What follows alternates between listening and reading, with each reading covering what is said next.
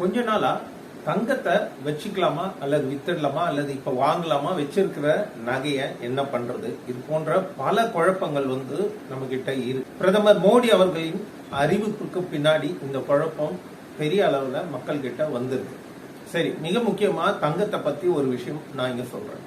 இப்ப இந்தியாவுக்கு ஒரு வருஷத்துக்கு தேவையான தங்கம் எவ்வளவுன்னு பாத்தீங்கன்னா 800 டன்ஸ் டு 900 டன்ஸ். உள்நாட்டு உற்பத்தி பாத்தீங்கன்னா 1% தான் இருக்கு.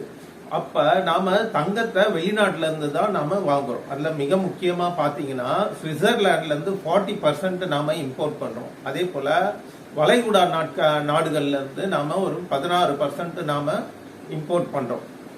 அப்புறம் சவுத் ஆப்பிரிக்கா போன்ற இன்னும் சில கண்ட்ரில இருந்தும் நாம இம்போர்ட் பண்றோம். இதற்கான இம்போர்ட் பண்ணும்போது நம்ம கிட்ட இருந்து அந்நிய செலவணி அதிகமாக செலவாகுது. இப்ப நடந்துகிட்டு இருக்கக்கூடிய இந்த வார்ல கச்சா எண்ணெயினுடைய விலை அதிகமா தாறுமாறா எகிரிடுச்சு.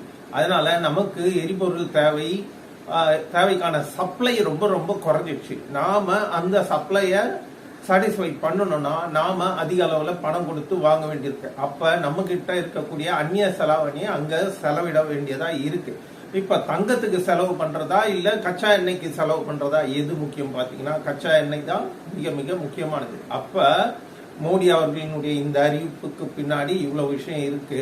சரி, தங்கத்தின் விலை ஏறுமா இறங்குமா, இது மிக அடுத்த கேள்வி இல்லையா? இப்போ பாத்தீங்கன்னா இம்போர்ட் தங்கத்துக்கான இம்போர்ட் டியூட்டி 5% 6%ல இருந்து 15% ஏத்திட்டாங்க. இப்ப இந்த டியூட்டி டாக்ஸ் ஏறுறதுனால தங்கத்தினுடைய விலை அதிகமாகும். ஆனா இது ஒரு சர்டன் பர்சன்டேஜ் தான். ஏன்னா நம்ம கிட்ட இருக்கக்கூடிய இப்ப டிமாண்ட் குறைய போகுது. இப்ப டிமாண்ட் இப்பதானே அறிவிச்சிருக்காரு. அதனால தங்கம் வாங்குறது என்பது இன்னும் சில நாட்கள்ல குறைஞ்சிரும். அப்படி குறையும் போது டிமாண்ட் குறையும், சப்ளை அதிகமா இருக்கும் போது ஆட்டோமேட்டிக்கா கோல்டோட பிரைஸ் இறங்கிடும். சரி, கோல்டோட பிரைஸ் இறங்கும்னா எவ்வளவு இறங்கும்? அதுக்கு ஒரு 3 to 4 months எடுத்துக்கோம் வச்சுங்களேன். அதுக்கப்புறம் அப்படியே கிராஜுவலா ஸ்டேபிள் ஆயிட்டு அடுத்த ஒரு வருஷம் கழிச்சுதான் தங்கத்தோட விலை மீண்டும் ஏற ஆரம்பிக்கும். அதனால கோல்டோட பிரைஸ் ரொம்பவும் கீழே போகாது, ஆனா கண்டிப்பா கீழே வரும். மேல போயிட்டு கண்டிப்பா கீழே வரதான் போகுது. அதனால தங்கத்தின் மீதான முதலீட்டாளர்கள் ரொம்பவும் கேர்ஃபுல்லா இருக்கணும்.